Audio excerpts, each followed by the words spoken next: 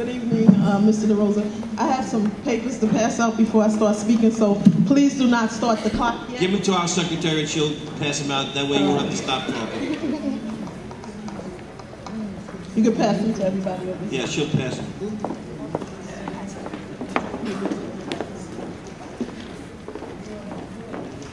Greetings, Dr. Epps, Associate Superintendents, board members, and all who are present tonight.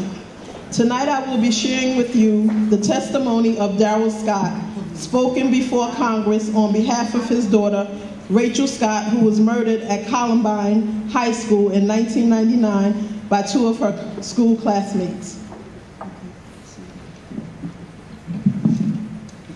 Our national leaders didn't expect this.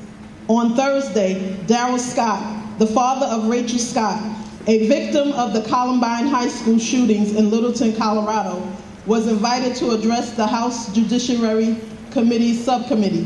What he said to our national leaders during this special session of Congress was painfully truthful.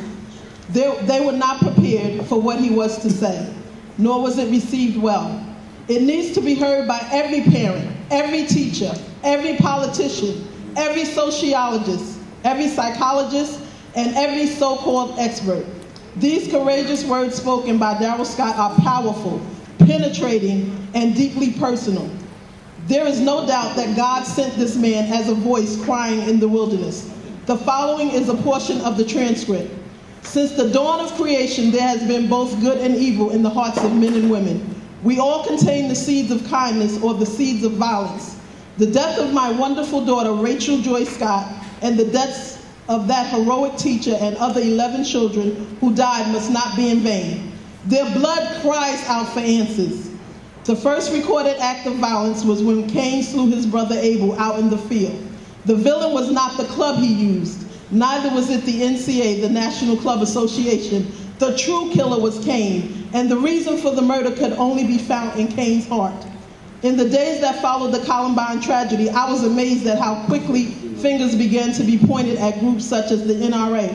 I am not a member of the NRA. I am not a hunter. I do not even own a gun. I am not here to represent or defend the NRA because I don't believe that they are responsible for my daughter's death. Therefore, I do not believe that they need to be defended. If I believed they had anything to do with Rachel's murder, I would be their strongest opponent. I'm here today to declare that Columbine was not just a tragedy. It was a spiritual event that should be forcing us to look at where the real blame lies. Much of the blame lies in this room. Much of the blame lies behind the pointing fingers of the accusers themselves. I wrote a poem just 4 nights ago that expresses my feelings best. This was written way before I knew I would be speaking here today. Your laws ignore our deepest needs. Your words are empty air. You've stripped away our heritage.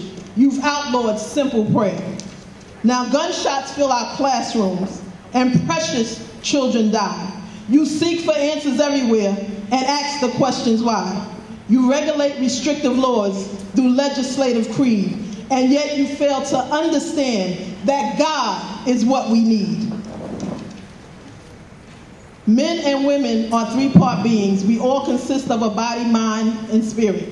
When we refuse to acknowledge a third part of our makeup, we create a void that allows evil, prejudice, and hatred to rush in and wreak havoc.